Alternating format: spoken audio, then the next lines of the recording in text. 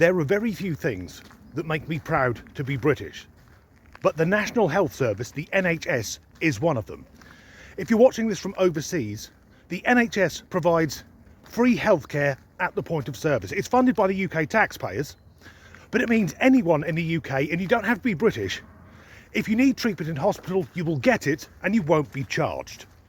But as much as I'm all for inclusivity, the disease of woke box ticking is affecting the very language used by the NHS.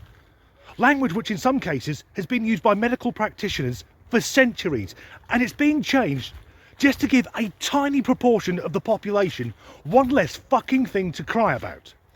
Because in a new policy, anyone from the age of 12 to 55 receiving certain treatments such as x-rays will be asked the same question. I'll use myself in this example because I'm a 44-year-old man. You can tell I'm a man from my voice, from my beard, from my male pattern baldness, and on my chest there's an absence of fun bags.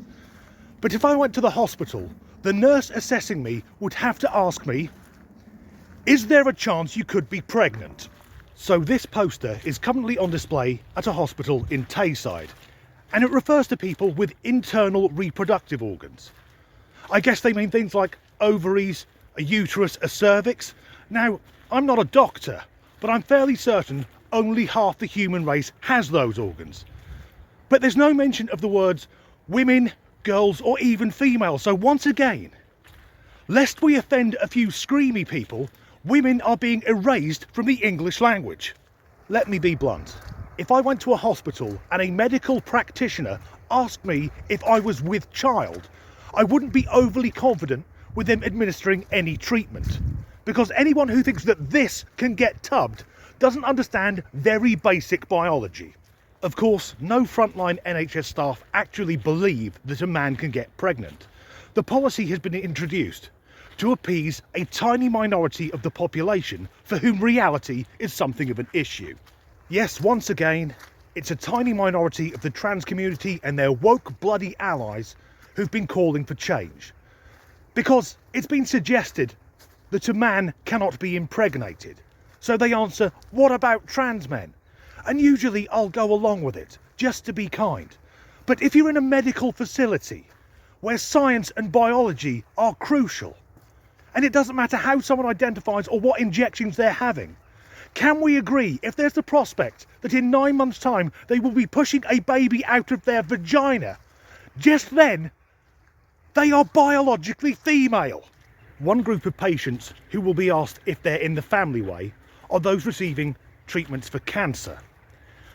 So, if you have a woman who's had a hysterectomy to remove cancer and is about to undergo chemotherapy, asking her if she's pregnant seems a bit fucking insensitive.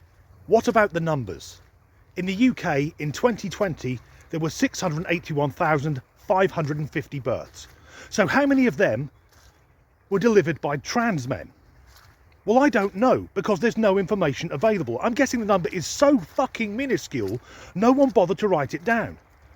The only information I could find online comes from 2019 in Australia.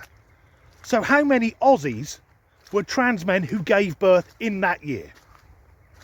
22.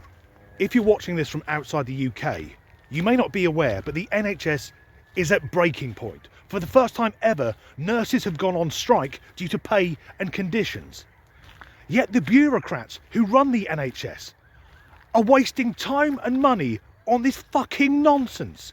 Meaning that if I turn up at a hospital, someone's going to ask me if I'm up the duff.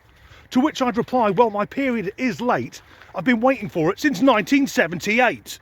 And on top of that, the NHS is spending £100,000 so that midwives and nurses can be given special sensitivity training on the off chance they ever encounter a trans man giving birth. That's an utter waste of money. My view in that situation is fuck your pronouns, let the professionals do their jobs.